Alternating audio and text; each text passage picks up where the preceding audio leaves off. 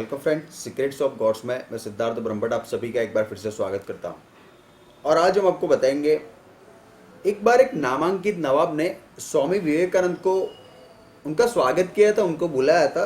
तब उन्होंने विवेकानंद के सामने एक प्रश्न रखा था, वो था हिंदुओं के मूर्ति पूजा के ऊपर।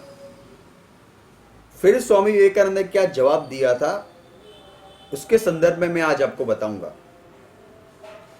एक बार एक नवाब ने स्वामी विवेकानंद को बुलाया, उनका पूरी तरीके से आदर सत्कार किया, उनका सम्मान उस नवाब ने किया, क्योंकि वो हिंदुओं के प्रतिनिधि के रूप में उभरे थे। फिर स्वामी विवेकानंद को उन्होंने बैठाया और फिर उन दोनों के बीच बातचीत शुरू हुई। नवाब ने उनका पूरी तरीके से सम्मान रखा, उनका आदर रखा, लेकिन अंत में उन्होंने स्वामी विवेकानंद के सामने एक बात रखी जिसमें थोड़ी खटास थी।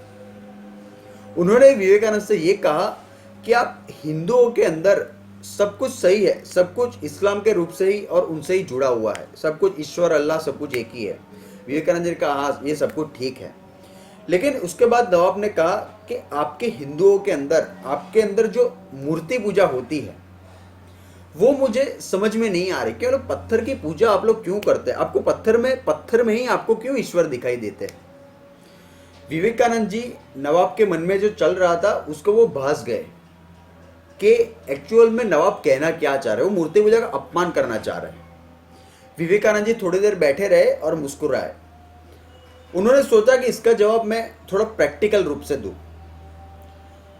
नवाब जहां पे बैठे थे उसके पीछे ही उनके पिता की तस्वीर रखी हुई थी।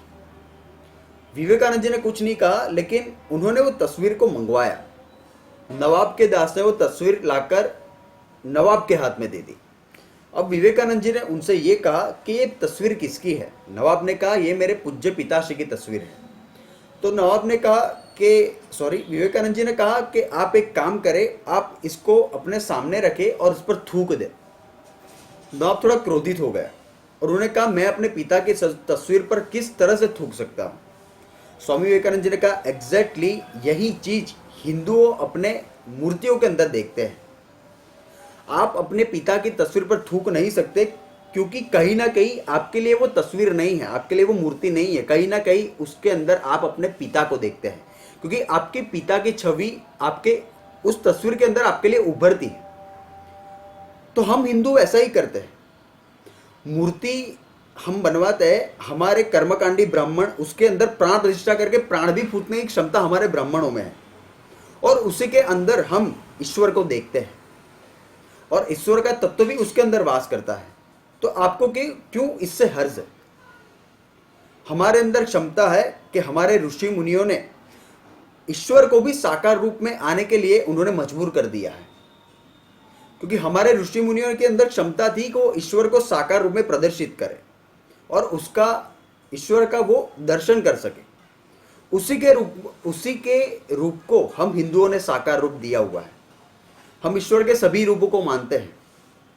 हमने जो मूंगे पशु पक्षी है उसको भी हम लोगों ने, हमारे शास्त्रों ने ईश्वर के वाहन के रूप में उन्होंने प्रदर्शित किया हुआ है।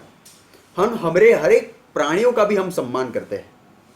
इसलिए हम मूर्ति के अंदर ईश्वर को देखते हैं, क्योंकि हमारे अंदर ये श्रद्धा है कि हमारी श्रद्धा में इतना बल है, श्रद्धा बलम गरयसी, कि हम एक मूर्ति को भी साक्षात ईश्वर बना सकते हैं। ये निर्भर है आपकी श्रद्धा के ऊपर। नवाब स्वामी विवेकानंद की बात को समझ गया और वो उस तस्वीर पे थूक नहीं पाया, और विवेकानंद के पैरों में वो ढेर हो गए कि अब मुझे पता चला कि मूर्ति पूजा के अंदर क्या है और इसका क्या बल है, हिंदू उसको कौन से रूप में देखते हैं। तो धन्यवाद। आप हमारे चैनल पे सब्सक्राइब कर सकते हैं और आप अपने कमेंट्स भी दे सकते हैं। Thank you so much.